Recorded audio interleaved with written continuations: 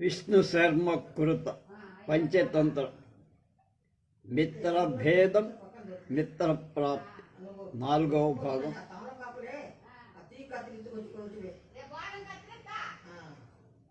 13/7/24. దీని చక్కని అనువాదం చేసిన వారు శ్రీ జీరెడ్డి బాల చెన్నారెడ్డి గారు. రాజు దగ్గర కొలువు ఎలా సంపాదించాలో, మళ్ళీ కోల్పోయిన పదవి ఎలా పొందాలో అనే దాని మీద కరటక దమనకుల మధ్య రాజనీతి తంతా నడిచింది. పూర్వం తాను విన్నదంతా దమనకుడు చెప్తే కరటకుడు అంటున్నాడు. దురారాధ్యాహి రాజానం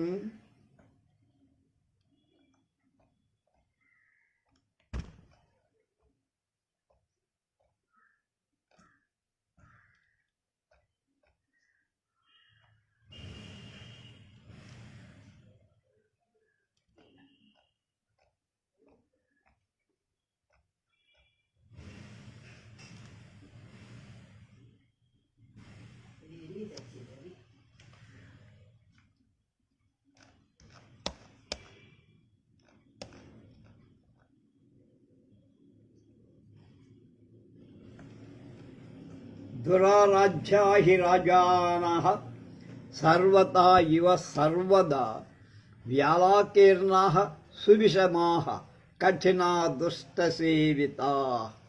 సర్వాధి సర్పాలు మొదలైన క్రూర జంతువులన్నీ నిమ్నోన్నత ప్రదేశాలచే అంటే ఎగుడు దిగుడుగా ఉండే సమతా శూన్యాలు అంటే సమానంగా లేనటువంటి ప్రదేశాల మీద కథన శిలాతలాలు అయిన పర్వతాలలాగా దుష్టజన సేవితులు సమబుద్ధి శూన్యుడు అయిన రాజులను సర్వదా ఆరాధించటం అసాధ్యం.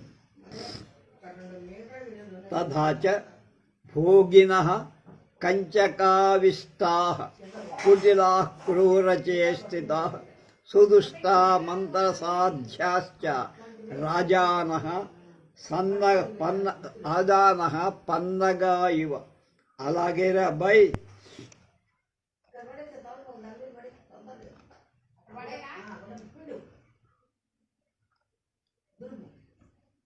ఎలా పాములు పడగలతో కుబుసాలతో కప్పబడి వంకర తింకర గమనంతో క్రూర చేష్టలతో చాలా దుష్టంగా అయి ఉండి మంత్రాలకు లోబడుతున్నాయి.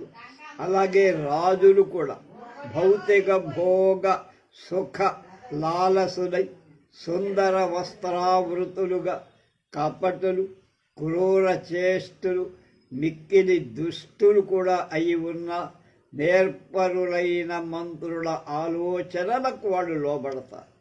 కనుక మంత్రులు ఎలా చెబితే అలా చేస్తారు. ద్విజిహ్వాః క్రూర కర్మాణు నిర్దిష్టాశ్చద్రానుసాధేన దూరతోపి పశ్యంతి రాజాను భుజగాయువ. ఎలా పాములు 2 నాల్కలు కలవి క్రూర కర్మలతో అనభీష్టాలు అంటే ఇష్టం లేని పనులు, అలాగే త్వరలలో ప్రవేశిస్తూ దూరండి చూసేవి అయి ఉన్నాయి. అలాగే రాజులు 2 నాల్కల కలవాడు అంటే నిలకడ లేనివాడు, చెప్పేది ఒకటి చేశాడు. క్రూర కర్మలు అందువల్లనే అందరికీ అనభీష్టలు. రాజంటే భయం కనుక దుష్ట మార్గానుసారులుగా ఉండి దూరం నుండి గూఢచారుల ద్వారా విషయాలు గ్రహించేవాళ్ళు అయి ఉంటారు. వాళ్ళు అన్నీ వాళ్ళతోనే తెప్పించుకుంటారు, చారులతో విశేషాలన్నీ కూడా. స్వల్పమప్యస్య కుర్వంతి ఏ భీష్టాహి మహీపతే తే వహ్నా వివదహ్యంతే పతంగాః పాపచేతసః. ఎనరేని ఎవరైనా సేవకుడు రాజుకి ప్రీతిపాత్రుడై ఉన్న ప్రమాదవశాంతో మిక్కిలి స్వల్పమైన చిన్న అపకారం, దురాలోచన వంటంతో అపకారం చేస్తారు. ఆ పాపాత్ములు అగ్నిలో పడిన పురుగులలా దహింపబడతారు. రాజుకి అంత కోపం. దురారోహం వధం రాజ్ఞాం సర్వలోక నమస్కృతం స్వల్పేన వ్యపకారేణ బ్రాహ్మణ్య నివ దుష్యతి. సర్వజన వంశ్యం, అందరి చేత నమస్కరింపబడిన రాజపదవి చాలా కష్టాలతో పొందబడాలి అని స్వల్పమైన అపకారం చేతనే అది బ్రహ్మతేజంలాగా మలినం కూడా. ఏ తప్పు, చిన్న తప్పు చేసిన రాజు క్రూర శిక్ష విధిస్తాడు. దురారాజ్యా శ్రియో రాజ్ఞాం దురపాదుష్పరిగ్రహా తిష్టంత్యావ ఇవాధారే చిరమాత్మని సంస్థిత. రాజసంపద శ్రమ చేత ఆరాధ్యాలు, ప్రాప్యాలు, పరిగ్రాహ్యాలు అవుతాయి. అంటే రాజసంపదలు శ్రమ వల్ల, ఆరాధ్యం అంటే రాజును ఆరాధించటం వల్ల ప్రాప్యాలు అంటే పొందబడతాయి. పరిగ్రాహ్యాలు అవి అనుభవానికి కూడా వస్తాయి. కానీ అవి ఆధారపాత్రాధికంలోని జలంలా, చెంబులో కుండలో ఉన్న నీళ్లులా సావధానంగా రక్షింపబడినవే కన దగ్గర చిరకాలం నిలుస్తాయి. పాత్రలో ఉంటే నీరు చాలా కాలం ఉంటుంది, లేకపోతే కారిపోదు. అలాగే పాత్ర నశిస్తే నీరు ఉండదు. అలాగే రాజాశ్రమం ఉంటేనే వాళ్ళ గౌరవం, ఆశ్రయం లేకపోతే గౌరవం. అప్పుడు దమనకుడు అంటున్నాడు, సత్యమేతత్పరం కింతు. నువ్వు చెప్పిందంతా బానే ఉందిరా. యస్య హి యో భావ స్థేన తేన సమాచరే అనుప్రవిశ్య మేధావి విప్రమాత్మవశం అయ్యే. ప్రతి వాళ్ళు తమ తమ భావ అనుసారంగా ఆచరిస్తూ ఉంటారు. వాళ్ళ మనస్సులో ఏం తోస్తే అలా. కానీ మేధావి మాత్రం ప్రభువు యొక్క చిత్తం పూర్తిగా గ్రహించి, గుర్తించి, తెలుసుకొని ప్రవర్తించి వాడిని లోపరుచుకోవాలి. భర్తుశ్చిత్తానువర్తిత్వం సువృత్తం భాచానుజీవితాం రాక్షసాశ్చాపి గృహ్యంతే నిత్యం ఛందానువర్తిభిః. యజమాని యొక్క హృదయాన్ని అనుసరించట, అతని వల్ల జీవన ఆధారాన్ని పొందిన సేవకుడు శుభకరమైన వర్తన నిత్యం అలానే ప్రవర్తించే సేవకుల రాక్షస ప్రవృత్తి గల యజమానులు కూడా లోబడతారు. అంటే అతి వినయంగా రాజులని ప్రభువులు సేవించిన వాళ్ళ వల్ల ఆ రాజు వాళ్ళ మీద ఎప్పుడో పడి వాళ్ళకి దయ కలుగుతుంది. స ఋషిన్ నృపే స్తుతి వచనం తదభిమతే ప్రేమ తద్విషిద్వేషః దద్దానస్య చ సంశా అనుంతరత తంత్రం వశీకరణం. ప్రభువు కోపిస్తే పొగడటం, అతనికి ఇష్టమైన వాళ్ళని ప్రేమించటం, అతని శత్రువులను ద్వేషించటం, అతని దానాన్ని ప్రశంసించటం, ఇవన్నీ మంత్రతంత్రాలు లేకయే అతన్ని వశీకరణ చేసుకొనే సాధన. ఎప్పుడు ధూపం వేస్తూ ఉండాలి రాజుకి. అది కరటక ఆహా యజ్యవభిమతం తర్హి శివాస్తే పంధానః సంతు తథాభిలషితమనుష్ఠీయ సోపి ప్రణమ్య పింగళకాభిముఖం ప్రతస్థే. ఆ కరటకుడు ఇలా అన్నాడు, ఇదే నీకు నమ్మకంగా ఉంటే. దమనకుడము అతి తెలివికాటలు గలవాడు, మోసం చేసేవాడు, క్యాషియస్ లాంటివాడు. అంటే నీ మార్గాలు శుభం అగుగాక, నీకు తోచినట్లు చెయ్యి. దమనకుడు అతడికి ప్రణామం చేసి పింగళకుడి వైపుకి, అంటే అతనికి అభిముఖంగా, అతడు ఎక్కడున్నాడు అంటే సింహం ఎక్కడుందో అక్కడికి బయలుదేరి అధాగచ్చంతం దమనకం ఆలోక్య పింగళకో ఉద్వాంధం అబ్రవీత్ అవసాధ్యతాం వేత్తరతాః అయస్మాకం చిరంతను మంత్రిపుత్రో దమనకో హ్యాహత ప్రవేశః తత్ప్రవేశ్యతాం ద్వితీయమండలభాగి ఇతి నా అహ యథాత్ వాదీత్ భవాన్ ఇతి. అప్పుడు ఆ వచ్చేటువంటి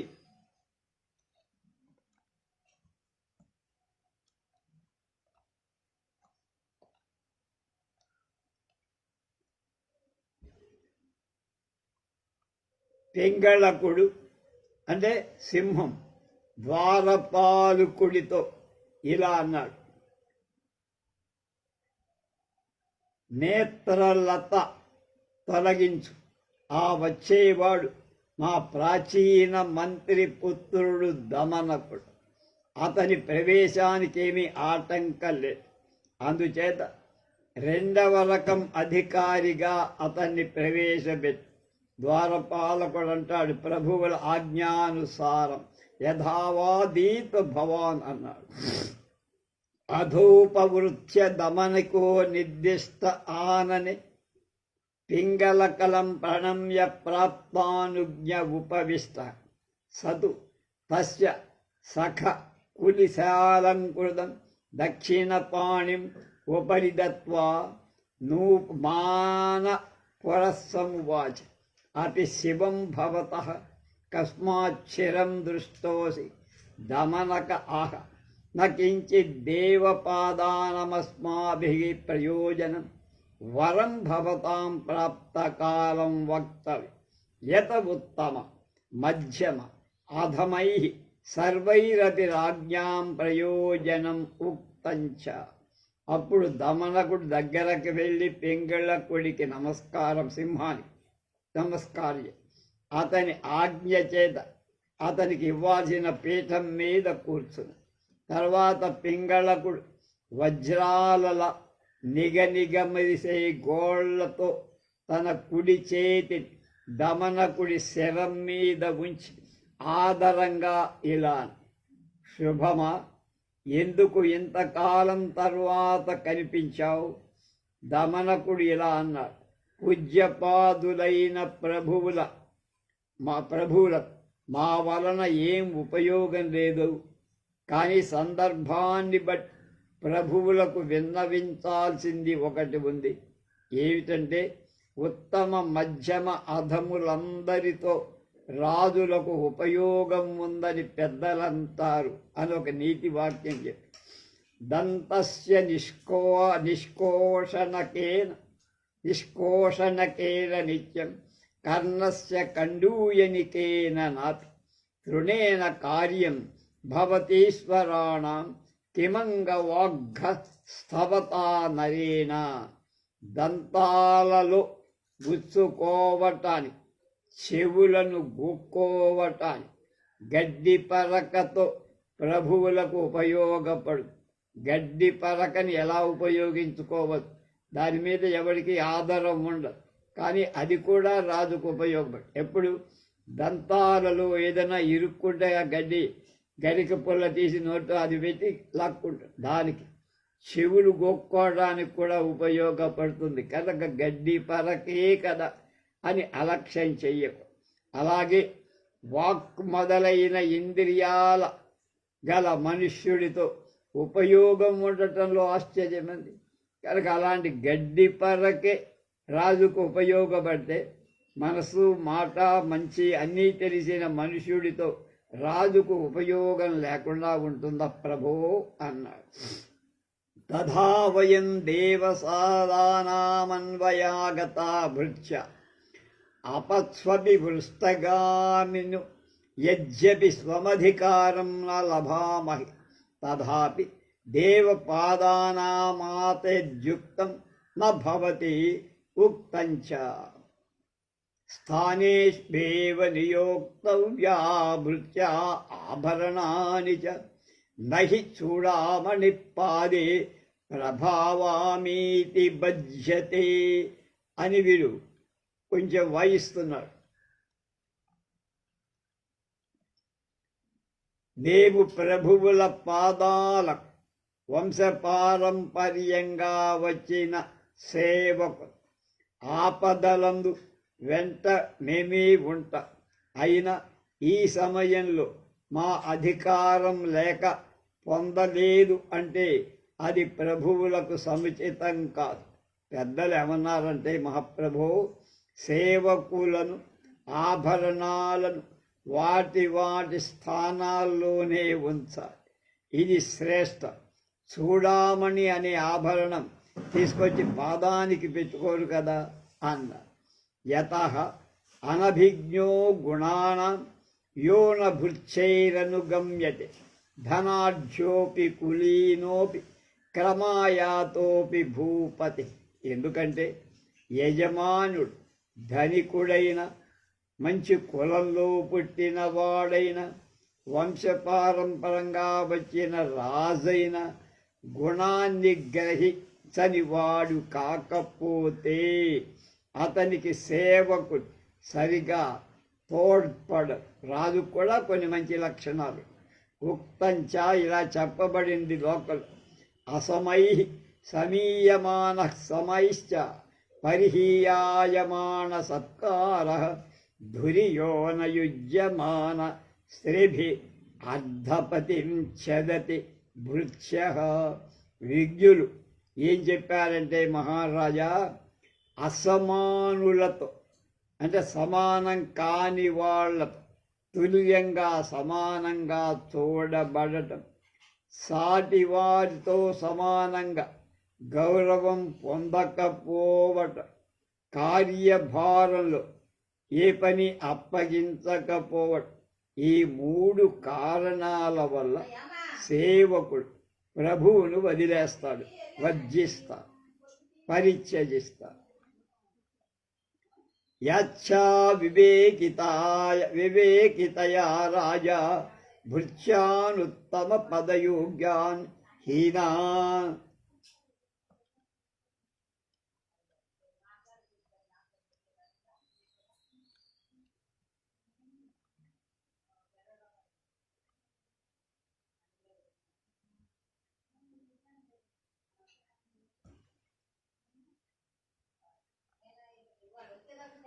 హీనా అధమస్థానే నియోజతి నతే తత్రైవ తిష్టంతి స భూపద్దేవ్ దోషో నతేషాం కనకభూషణ సంగ్రహోచితో యది మణిస్త్రివపుషి ప్రతిబధ్యతే న స విరౌతి వాన చాపి న శోభవతే భవతి యోజయితుర్వచనీయత అన. ఒకవేళ రాజు తన అవివేకం వల్ల ఉత్తమమైన స్థానయోగ్యులై సేవకులు హీన అధమ స్థానాల్లో ఉంచితే ఆ సేవకులు ఆ పదవుల్లోనే స్థిరంగా ఉండరు. అలాగే ఇది రాజదోషమే కానీ సేవకుల దోషం మాత్రం కాదు. అభిజ్ఞులు ఏమన్నారంటే, బంగారు ఆభరణాలలో పొదగబడిన మణి తగరంలో పొదగబడినంత మాత్రాన ఆ మణి రూపాంతరం పొందం, కాంతిహీనము కాదు. అలా దాన్ని కూర్చిన వాడే నిందకు అర్హుడవుతాడు. కనుక ఎక్కడ పెట్టాలి? బంగారంలో పెట్టాలి, కానీ వెండిలోనూ లేకపోతే తగరంలో పెట్టి దాని శోభ ఏం తగ్గదు, వీడి శోభ తగ్గదు. యచ్చ స్వామ్యేవం వదతి చిరాన్ దృశ్యతే తదపి శ్రూయత సవ్యదక్షిణయోర్యత్ర విశేషో నాస్తి హస్తయో కస్తత్ర క్షణమాప్యాయో విద్యమాన మతిర్భవేత్. అంతేకాదు ప్రభు, రాజులు చాలా రోజుల తర్వాత కనబడ్డారు అని నన్ను అడిగారు మీరు. దాన్ని కూడా వినండి. కుడి చేతికి ఎడమ చేతికి ఉండే భేదం గుర్తింపబడని చోట, అంటే ఆ రెంటికి తేడా తెలియని రాజు దగ్గర నేర్పరి అయిన నీతి శాస్త్రజ్ఞుడు ఒక్క క్షణం కూడా పని చెయ్యకూడదు, కొలువులో ఉండకూడదు. అంటే తప్పు తన మీద లేదు, రాజు మీద, సింహం మీదే ఉన్నట్టుగా చెప్తున్నాడు. కాచే మణిర్మణవు కాచే మణిర్మణవు కాచో ఏషాం బుద్ధిర్వికల్పతే నేషాం సన్నిధౌ మృత్యో నామమాత్రోపి తిష్టతి. ఎవరి బుద్ధికి గాజు ముక్క మడిలాగా, మణిముక్క గాజుల భ్రాంతి కలిగిస్తుందో అలాంటి ప్రభువుల వద్ద నామమాత్రానికి కూడా సేవకులు ఉండలేరు. పరీక్షకాయత్ర నసంతి దేశే నార్ఘంతి రత్నాని సముద్రజాని అభిరదేశే కిల చంద్రకాంతం త్రిభిర్వాటైర్ విపణంతి గోపాః. పరీక్షలు లేని చోట సముద్రంలో పుట్టిన రత్నాలకైనా విలువ, అది బయటికి తీయాలి, దాన్ని నిపుణులైనటువంటి వాళ్లకు చూపించాలి, దాని విలువ ఎంతో వాళ్లతో కట్టించాలి అని లోకంలో సామెత. అభిగీర దేశంలో, అభీర అనే దేశంలో గొల్లవాళ్ళు చంద్రకాంత మణిని 3 పైసాలకు అమ్ముతారు, దాని విలువ వాళ్లకు తెలియదు కదా. లోహితాక్షస్య మణే పద్మరాగస్య చాంతరం యత్ర నాస్తి కథం తత్ర క్రియతే రత్న విక్రయః. కెంపున పద్మరాగాని కొంత తక్కువ ఎరుపు గల మణి, ఇది పద్మరాగం, భేదం తెలియని చోట రత్న వ్యాపారం ఎలా జరుగుతుంది? కెంపు రేట్ ఎంత, పద్మం రేట్ ఎంత, ఆ రెండింటికి తేడా తెలియాలి. దాని విలువ దీని విలువ తెలుసుకొని వ్యాపారం, అలా తెలుసుకోలేని వాడు వ్యాపారం చెయ్యకూడదు. నిర్విశేషం యథా స్వామి నమం పృచ్ఛేషు వర్తతే తత్రోద్యమ సమర్థానాం ఉత్సాహః పరిహీయతే. ప్రభువు సేవకులు అందరి ఎడ సమానంగా ఉండకూడదు. అలా ఉంటే సాహసవంతుల ఉత్సాహం నశిస్తుంది.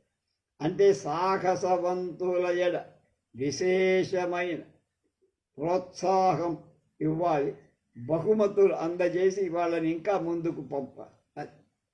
నా వినా పార్థివో భృత్యై నృత్యాహ పార్థివం వినా తేషాంచ వ్యవహారోయం పరస్పర నిబంధన. సేవకుడు లేకపోతే ప్రభువు లేడు, ప్రభువు లేకపోతే సేవకుడు. అలా ప్రభు సేవక వ్యవహారం ఒకళ్ళపై ఒకళ్ళ ఆధారపడి, ఒకళ్ళ మీద ఒకళ్ళు ఆధారపడి ఉన్నారు. భృచ్చేర్వినా స్వయం రాజా లోకానుగ్రహకారిభిః మయూఖైరివ దీప్తాంశు స్తేజస్వపి న శోభతే. సూర్యుడెంతటి తేజస్వి అయినా ప్రపంచాన్ని బాగా ఉపకరించే కిరణాలు ఆయన దగ్గర లేకపోతే ఎలా ఆయన శోభ లేదో ఉండదో, అలాగే ప్రజలకు అనేక విధాలు సాయపడే సేవకులు లేకపోతే ప్రభువు ఎంతటి పరాక్రమ శైలి అయినా రాణించడు మహాప్రభు అన్నారు. అరేహి సంధార్యతే నాభిర్నాభౌ చారాః ప్రతిష్ఠితాః స్వామి సేవకయోరేవం వృత్తిచక్రం ప్రవర్తతే. బండి చక్రం ఆకుల చేత నాభి మధ్య భాగం ఉందే కొండ అంటారు. దాని చుట్టూ ఆ రేఖ ఇవి పెట్టి కర్రలు పెట్టి చక్రం తయారు ధరింపబడుతుంది. అలాగే నాభి రంధ్రాలలో ఆకులు గుచ్చుతాయి. ఆకులు అంటే కమ్మీలు గుచ్చుతాయి. అలాగే స్వామి సేవకులు అన్యోన్య ఆశ్రయాలు, బొక్కలు, రంధ్రాలు, దాని కడ్డీలు ఉంటే చక్రం. ఆ నాభి లేకపోతే చక్రం రాదు, చక్రం లేకపోతే నాభికి శోభలేదు. కనుక అది వృత్తి చక్రం అలా ఉంటుంది, వృత్తి కూడా అలా. శిరసా విధృతా నిత్యం స్నేహేన పరిపాలితా కేశా అపి విరజ్యంతే నిస్నేహా కిం న సేవకా. కేశాలు జుట్టు, శిరో విధృతాలు, స్నేహ అంటే తైలం, జుట్టుకు నూనె రాస్తే చక్కగా నిగనిగా అవి రాణిస్తాయి. అవి నిస్నేహాలు అంటే నూనె రాయకపోతే ఎండిపోతాయి, కరకు బారుతాయి. సేవకులు కూడా స్నేహ అంటే ఇక్కడ ప్రేమ, రెండర్థాలు. ప్రేమతో చూడబడితే ఎలా ఉంటారో దీన్ని బట్టి మనం ప్రేమతో చూడబడితే రాజులకు విశ్వాసపాత్రులుగా. కనుక ప్రేమతో లేకపోతే రాజుని ఎలా ముంచాలో ప్రయత్నం. రాజా తుష్టో హి భృత్యానాం అర్ధమాత్రం ప్రయచ్చతి తేతు సమ్మానమాత్రేణ ప్రాణైరభ్యుపకుర్వతే. రాజు సంతుష్టుడైతే, తృప్తి కలవాడైతే సేవకులు ఎక్కువ డబ్బులు బహుమానంగా ఇస్తారు. సేవకులైతే సన్మానం చేతని ప్రాణాలు ఒడ్డి చాలా సేవ చేస్తారు. కనుక రాజుగారు విశ్వాసపాత్రుని ఎక్కువగా గౌరవించాలి, ఆదరించాలి, బహుమతులతో ఆకట్టు. ఆ బహుమతులకు లోబడి సేవకుడుగా అంతకంటే ఎక్కువ విశ్వాసపాత్రంగా రాజుకు సేవలిస్తారు. ఏవం జ్ఞాత్వా నరేంద్రన భృత్యాః కార్యావిచక్షణాః కులీనాః శౌర్య సంయుక్తాః శక్తా భక్తాః క్రమాగతాః. దీన్ని తెలుసుపై ప్రభువు, విద్వాంసులు, నిపుణులు, మంచి కులంలో పుట్టిన శూరులు, సమర్థులు, భక్తులు, వంశక్రమ ఆనుగత అంశక్రమ ప్రకారం అయిన అంటే మంచి వంశంలో పుట్టిన వాళ్ళని మాత్రమే సేవకులుగా తీసుకోవాలి. కనుక ప్రభువు విద్వాంసుల్ని, నైపుణ్యం ఉన్న వాళ్ళని, మంచి కులంలో పుట్టిన వాళ్ళని, శూరుల్ని, సమర్థుల్ని, భక్తులని, మంచి వంశంలో ఉండిన వాళ్ళని తన సేవకులుగా ఎంచుకొని పెట్టుకో. యహ కృత్వా సుకృతం రాజ్ఞో దుష్కరం హితముత్తమం లజ్జయా వక్తినో కించిత్ తేన రాజా సహాయవాన్. ఎవడు రాజు శుభం, కష్టసాధ్యం, ఉత్తమమైన, హితం అంటే బోధ అయిన కార్యం చేసి కూడా సిగ్గుతో ఏం చెప్పడో వాడే సహాయకుడైన సేవకుడు. కనుక రాజు దగ్గర సేవకుడు, అసలైన సేవకుడు ఎలా ఉండాలి? సులభమైన, కష్టమైన, ఉత్తమమైన కాకపోయి ఏ పని చెబితే ఆ పని చేసి సిగ్గుతో ఏమి నేను ఇంత గొప్ప పని చేశాను అని ప్రగల్భాలు పలకకుండా ఉండేవాడు నిజమైన సేవకుడు, సహాయకుడు అనిపించుకుంటాడు రాజు. యస్మిన్ కృతం సమావేశ్య నిర్విశంకేన చేతసా అస్య తే సేవకః స స్యాత్ కలత్రమివ చ అపరం.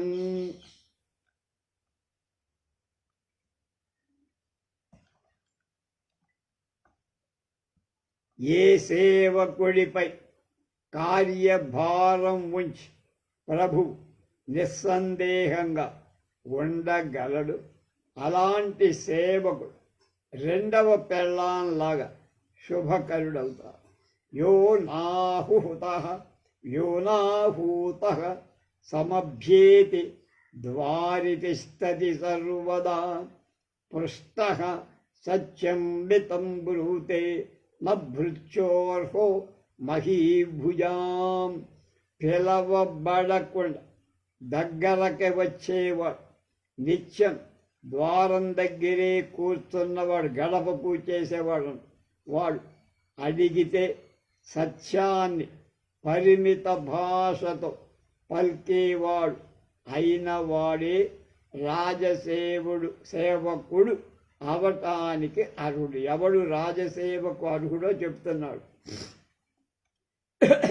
అనాదిష్టోపి భూపస్య దృష్ట్వా హానికరంచ యః యతతే తస్య నాశాయ సభృత్యోర్హో మహీభుజాం.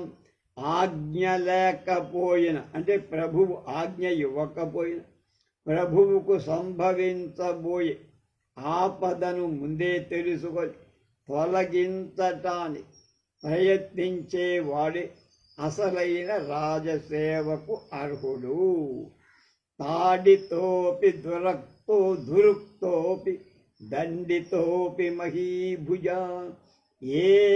యో న చింతయతే పాపం న భృత్యోర్హో మహీభుజాం. ప్రభువు కొట్టిన, తిట్టిన, దండించిన అతడికి అంటే రాజు కీడు తలంచని వాడే నిజమైన రాజసేవకు అర్హుడు. న గర్వం కురుతే మానే నాపమానే చ తప్స్యతే స్వాకారం రక్షయేద్యస్తు సభృత్యోర్హో మహీభుజాం.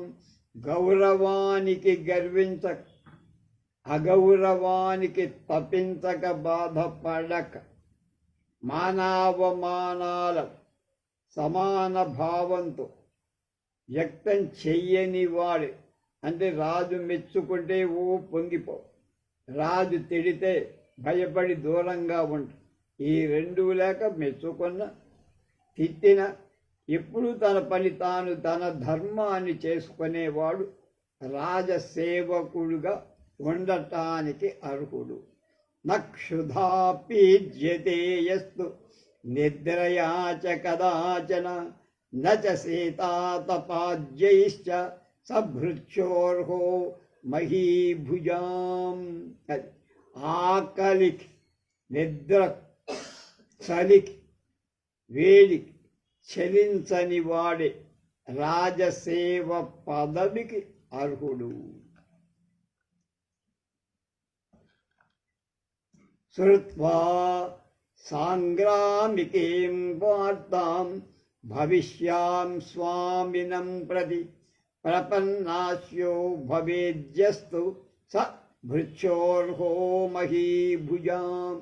యుద్ధం రాబోతోంది అనే వార్త విని ప్రభువుకు సాయం చేసేందుకై ప్రసన్నముఖుడైన వాడే రాజసేవ పదవికి కనుక యుద్ధం వస్తోంది కదా, నాకెందుకు పెళ్ళాం పిల్లలున్నారు అని పారిపోయేవాడు దానికి సిద్ధంగా ఉండేవాడే, యుద్ధానికి సిద్ధంగా ఉన్నవాడే రాజసేవకు అర్హుడు.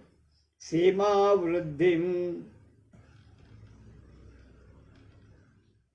సమాయాతి శుక్లపక్ష ఇవ ఉడురాట్ నియోగ సంస్థితే యస్మిన్ న భృత్యోర్హో మహీభుజాం. ఎవడు రాజ్యకార్య నియుక్తుడు కాగానే రాజ్య సరిహద్దు శుక్లపక్ష చంద్రుడిలా వృద్ధి పొందుతాడు వాడే రాజసేవక పదవికి. రాజు యొక్క రాజ్యం ఎప్పుడు విస్తరిస్తూ ఉంటుంది, దానికి తన సహాయం ఇవ్వాలి.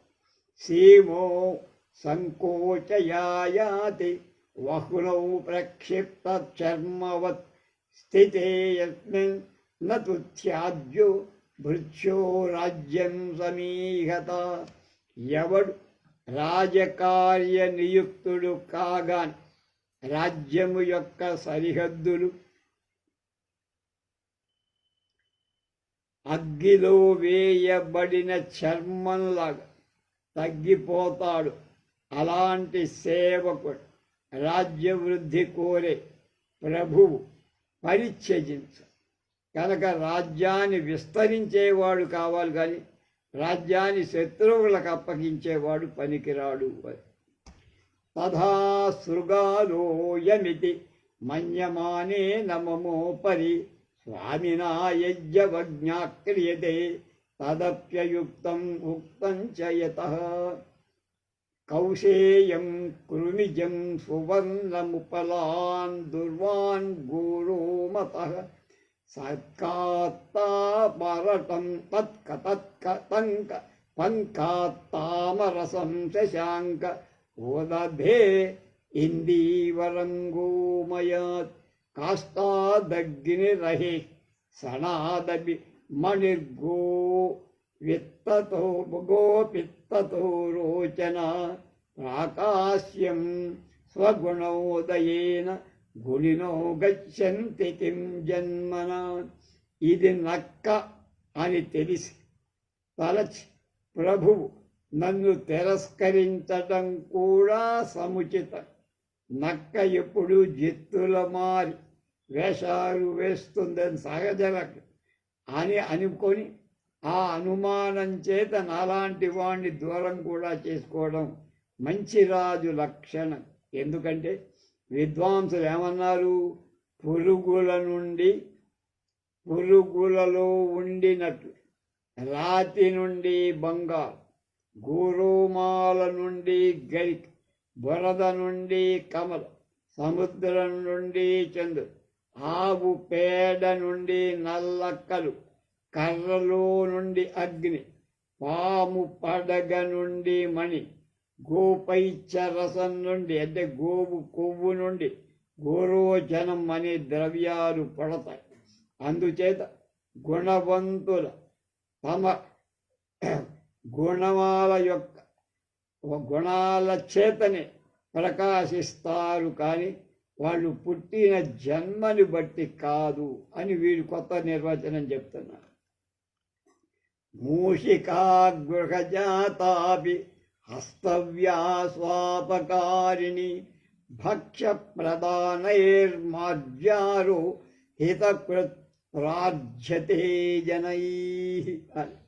ఎలుక ఇంట్లో పుట్టిన అపకారి అవటంతో సంపదగ్గిదవు. ఎందుకంటే ధాన్యాలు మొదలైన కొట్టేస్తాయి. మేలు చేసే పెళ్లిని జనులు ఆహారాది దానం చేత దానికి అన్నం పెడుతూ పాలు పోస్తూ ఇంట్లో ఉంచుకుంటారు. ఏ రబ్ధభిండార్కనలై ప్రభూతైరపి సంజితై దారుకృత్యం యథా నాస్తి తథైవాంగై ప్రయోజనం. ఆముదం చెట్టు, బెండ చెట్టు, జిల్లేడు చెట్టు, బత్సరి చెట్టు ఇలాంటివి ఎంత అధికంగా సేకరించినా వాటి వల్ల కర్ర సామాన్ ఇంట్లో పనిముట్టు చేసుకోవడానికి అవి పనికిరావు. అలాగే మూర్ఖ సేవకుడు ఎందరూ ఉన్న ప్రభువుకి ఏ రకంగానూ వాడు ఉపయోగపడు. కిం భక్తేన సమర్థేన కిం శక్తేన అపకారిణ భక్తం శక్తం చ మాం రాజన్ నావజ్ఞాతుం త్వమర్హసి. సేవకుడు భక్తుడై అసమర్థుడైన సమర్థుడై అపకారి అయిన ప్రభువుకు ఉపయోగం లేదు. కనుక మళ్ళా సేవకుడు భక్తుడైతే అనినంత మాత్రం చేత అసమర్థుడైన రాజుకు పనికి, సమర్థుడైన అపకారైన రాజుకు పనికిరాడు. కనుక భక్తుడై సమర్థుడుగా ఉండాలి, సమర్థుడై అపకారం చెయ్యకుండా. ఓ రాజా, భక్తుడు శక్తుడు అయిన నన్ను అవమానించడం సముచితం కాదు. ఇంత దేనికి వీలుకో. అలాగే పింగళక ఆహ. అప్పుడు సింహరాజు పింగళకుడు అంటున్నాడు, భవత్వేవం తావత్ అసమర్థ సమర్థో వా చిరంత సంస్మస్మాకం మంత్రిపుత్ర తద్విశ్రబ్ధం బ్రూహి యత్కించద్వక్తు కామ దమన క అహ దేవా విజ్ఞాప్యం కించిదస్తి పింగళకాహ తన్నివేదయాభిప్రేతం ప్రోబ్రవీత్ అతి స్వల్పతరం కార్యం యద్భవేత్ పృథివీపతే తన్న వాక్యం సభామధ్యే ప్రోవాచే భేదం ప్రోవాచేదం బృహస్పతి. పింగళకుడని సింహరాజు అంటున్నాడు. అంతే అవుతుందరా, బాగానే చెప్పావు. సమర్థుడవైన అసమర్థుడవైన నువ్వు మాకు చిరంతనం, మాకు నీ తమ్ముందు మీ తండ్రి మాకు మంచి మిత్రుడు, ఆయన మాకు సేవలో ఉన్న మంత్రి పుత్రుడు, అందువల్ల చెప్పదలిచిందేదో నిరాటంకంగా నిస్సంకోచంగా చెప్పు. అప్పుడు దమనకుడు అన్నాడు, ప్రభూ ఒక చిన్న విన్నపం. పింగళకుడు అంటాడు, నీ అభిప్రాయం చెప్పవయ్యా అంటే అప్పుడు దమనకుడు ప్రభు బృహస్పతి ఒక చక్కని నీతి వాక్యం చెప్పాడు. ఏం చెప్పాడు? రాజకార్యం ఎంత చిన్నదైన సభా మధ్యలో చెప్పకూడదు.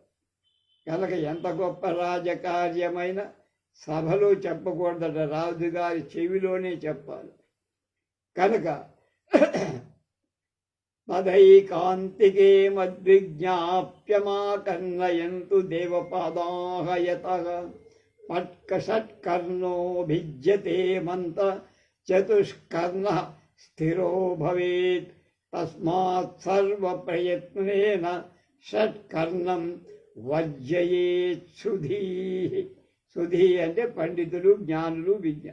అందువల్ల ఏకాంతంగా ఒంటరిగా నా మనవి ప్రభువుల చెవిలో వేస్తానే వినండి.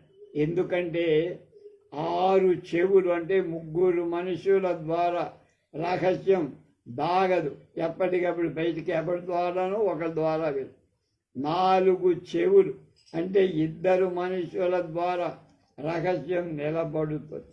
అందువల్ల విద్వాంసుడు 6 చెవుల్ని వదిలిపెట్టి 4 చెవులతోనే పనిచేస్తుంది. అధ పింగళ సాభిప్రాయ జ్ఞావ్యాఘ్ర ద్వీపి వృక పురస్సరా సర్వేపి సద్వచః సహా సమాకర్ణ్య సంసది తక్షణాదేవ దూరీభూతాః తతశ్చ దమనక ఆహ ఉదగ్రహణార్థం ప్రవృత్తస్య స్వామినః కిమిహ నివృత్యావస్థాన్ పింగళక ఆహ సవిలక్షణస్మిదం నకించిదపి సోబ్రవీత్ దేవా యజ్ఞనాఖ్యేతం తత్తిష్టదు ఉక్తంచ. అప్పుడు పింగళకుడనే సింహరాజు అతడి భావం గుర్తి పెద్ద పులులు, చిరుత, తోడేళ్ళు మొదలైన అతని వాటి మాట విని సభ నుండి దూరంగా వెళ్ళిపోయాయి. అప్పుడు దమనకుడు అంటే ఇప్పుడు దమనకుడు, పింగళకుడు అంటే సింహము, ఈ నక్క ఈ 2 ఉన్నాయి. నీరు త్రాగటానికి పోయిన ప్రభువులు వెనుతిరిగి ఇక్కడికి వచ్చి ఎందుకు కూర్చున్నారు? మీరు ఆ తటాకం దగ్గర నీరు తాగడానికి వెళ్ళారుగా, మళ్ళా వచ్చేందుకు ఇక్కడ కూర్చు.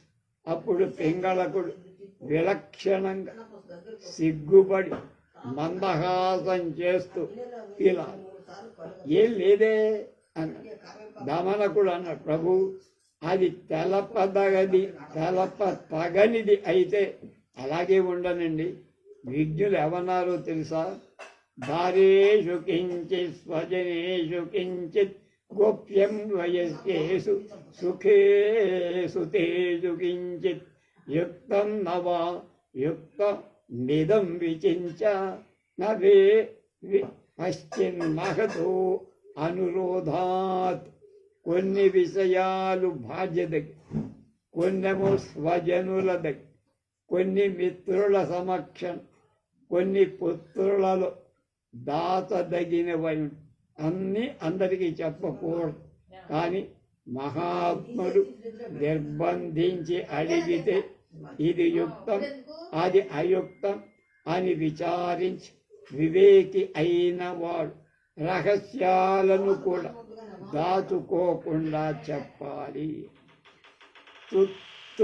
తచ్చుత్వా పింగళశ్చింతయామాస యోగ్యోయం దృశ్యతే తత్కథాయాం మే తస్యాగ్రే ఆత్మనోభిప్రాయం ఉక్తంచ సహృది నిరంతర చిత్తే గుణపతి భృత్యేను వర్తిని కలత్రే రామిని సౌహృదయుక్తే నివేద్య దుఃఖం సఖీ భవతి అన్న. దానికి విని పింగళకుడు ఆలోచించాడు.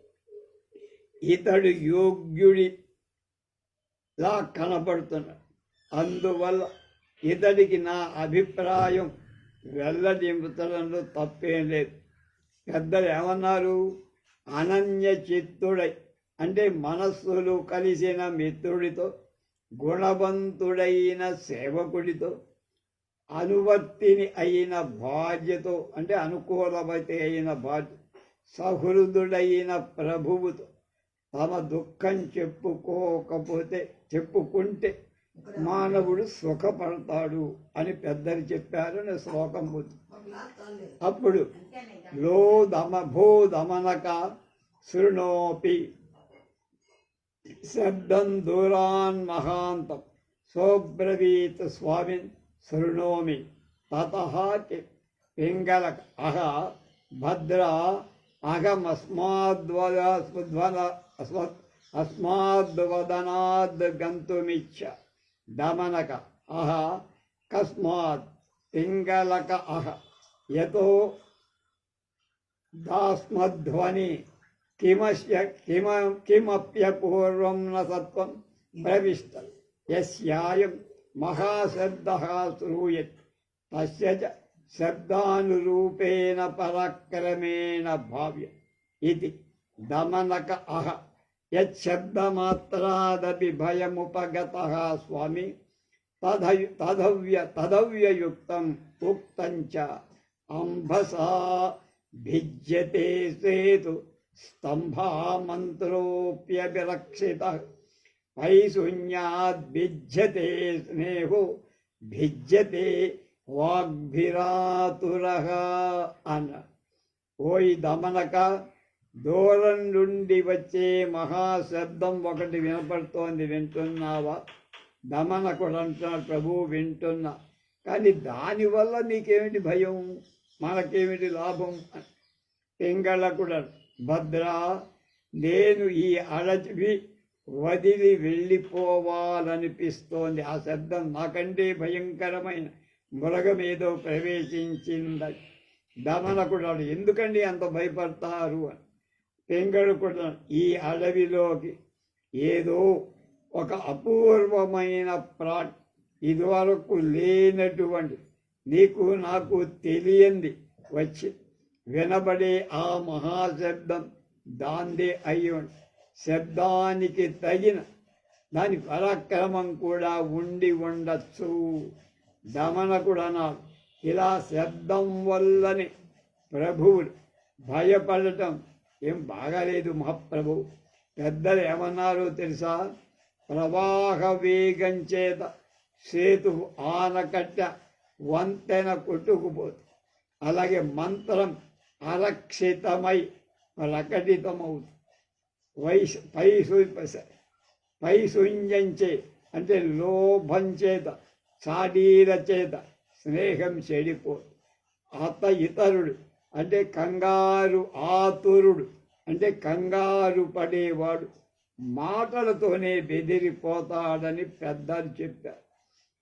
తన్నయుక్తం స్వామినః పూర్వోపార్జితం వనం త్యక్తం యదో భేరీ వేణు వీణా మృదంగ తాళ పటక శబ్ద కాహలాది భేదేన శబ్దాన్ అనేకా విధా భవతి. తన్న కేవలా శబ్దమాత్రాదది భేతవ్యం ముక్తం చ అచ్యుత్కటే చ రౌద్రే చ శత్రౌ ప్రాప్తే నహీయతే ధైర్యం యస్య మహీనాధః న సయాతి పరాభవం. అందువల్ల ప్రభువు పూర్వం సంపాదించిన ఈ అడవి మీద సమంజసం వదిలిపెట్టడం అనేది సమంజసం కాదు. అలాగే శబ్దాలు, నగరాలు, వేణువులు, వీణలు, మద్దెలలు, తాళాలు, తప్పెట్లు, శంఖాలు, కొమ్ముబూరలు ఇవాళంటివన్నీ వస్తూనే ఉంటాయి. అనేక రకాలైన శబ్దాలు కనుక కేవలం శబ్దం వల్లనే భయపడరాదు. విజ్ఞులు ఏమన్నారు? ఏ భూపాలుడికి రాజుకి అత్యంత భయంకరమైన శత్రువుతో తలపడినప్పుడు ధైర్యం సడలకుండా ఉంటుందో అతడు ఆ రాజు పరాభవాన్ని ఎప్పుడూ పొందడు అని చాలామంది పెద్దలు మనకి చెప్పారండి. దర్శిత భయేపి దాధాతరి ధైర్యధ్వంసో భవేన్న ధీరాణం శోషిత సరసి నిదామే నితరామేవోద్ధతః సింధు. విధాత భయపెట్టిన అంటే మన్ని పుట్టించినవాడు భయపెట్టిన ధీరులకు ధైర్యం సడల. సరోవరాదులు శుష్కంచన అంటే వేసవి కాలంలో నీళ్ళన్నీ ఎండిపోయి అంతో మట్టి తప్ప నీరు లేకుండా తయారవుతాయి. ఎండాకాలంలో సముద్రం ఉధృతంగానే ఉంది. చిన్న చిన్న దురుగులు అవి నీళ్ళు ఎండిపోతాయి కానీ సముద్రమే ఎండదు కదా. కనుక తథాచ అందుకని యస్యన వివధి విషాద సంపది హర్షోధనే న భీరుత్వం తం భువనత్రయ తిలకం జనయితి జననీ సుతం విరలం. కనుక అలాగే ఎవడికి ఆపదలు, విషాదం, సంపదలలో సంతోషం, యుద్ధంలో పిరికితనం ఉండదు. అలాంటి త్రిలోక తిలకుడికి ఏ తల్లో అరుదుగా ప్రసవిస్తుంది అంటే అలాంటి వాడు వీరమాత కడుపున పుడత. తథాచ అంతేకాదు అని ఇంకా ఏదో చాలా చెప్పాడు. ఏం చెప్పాడో రేపు తెలుసు.